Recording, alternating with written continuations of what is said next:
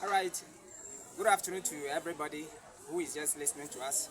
This is a press conference by the freedom fighters of Kussaug in conjunction with the chiefs, queen mothers, and elders of Kussaug traditional area.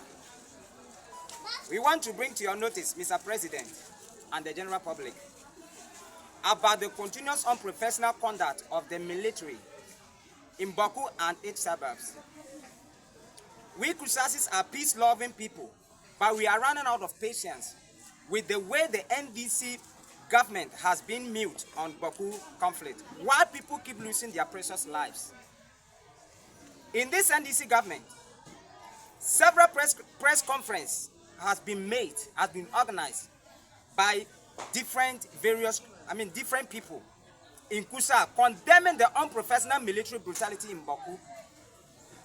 In this press conference, we plead with the government to ensure that this unprofessional conduct of the military be stopped. But all these pleas has fallen a deaf ear to the NDC government, just as the previous government was doing.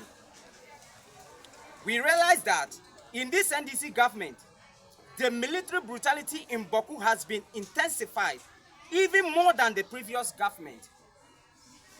On the 28th of March 2025, a group of military men went seen beating Kussaug's women in the Kussaug market square, just because the military guided Mamprisi women into the Kussaug market square to them to buy food stuffs, and the Kussaug women refused to sell to them, and that was what called for the beating of the Kussaug women by the military in their own market squares. As we address the nation, some of the women are still receiving treatment in their sick bed. We want to know who ordered the military to conduct this barbaric act in the Kussaug market squares. We encourage our women in the Kussaug market square not to sell even a leaf to the Mamprisis, even if the military escort them into the Kussaug market. Don't sell anything to them. If any Kussaug woman is caught selling anything to the Mamprisis, we will treat you like Mampripwa. Just 3 weeks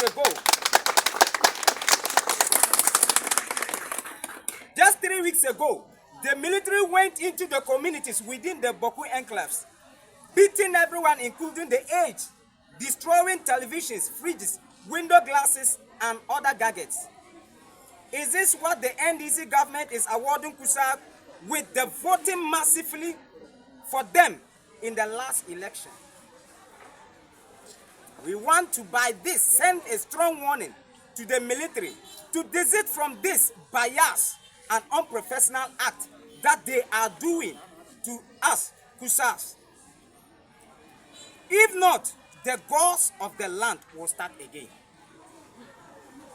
The military are defying the orders of Zuguran, the overlord of Kussaug, because the overlord of Kussaug passed an order that there's no intertrading between Kussaugs and Mamprisi until things return to normalcy. But why are the military escorting Mamprisis into Kussaug market to trade? We will invoke the gods of the land again to defend our women and the vulnerable. Your Excellency, the President of the Republic of Ghana, we Kussaugs want to register our displeasure to you for delaying the fulfillment of your promise to bring a lasting solution to the Bawku conflict. During your campaign tour last year, you visited the overlord of the Kussaug in his palace and made an emphatic statement to Kussaug, to Ghanaians, and to the whole world. This was what you said, and I quote, "There is no chieftaincy conflict in Bawku. There cannot be two kings in one kingdom." Every government recognizes that the overlord of Bawku is Naba Aburago Asigri Azoka II.